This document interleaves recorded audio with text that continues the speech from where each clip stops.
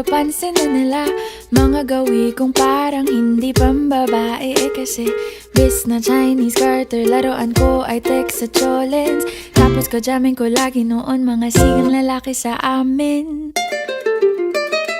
Nung ako'y mag-high school ay napabarkada sa mga bay. Curious na babae na ang hanap din ay babae.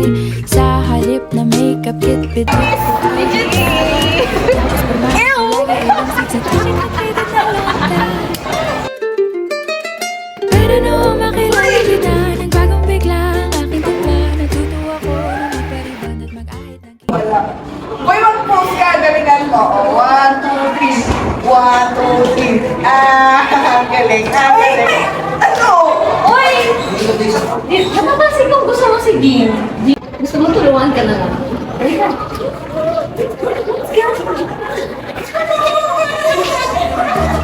ang kilay at minsan samal. Hindi ko alam kung anong meron ka na sa akin ay nagpalambot ng bigla. Sinong mag-aakalang lalaki pala ang bibihag sa tulad kong tigreng gala.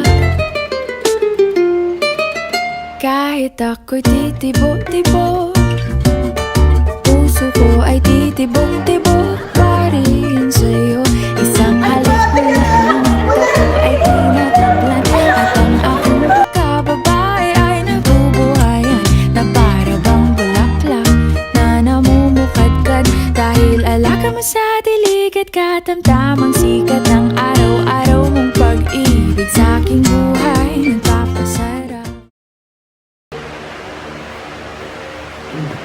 Mitzi, pwede ba kitang mayayang na kumain sa labas?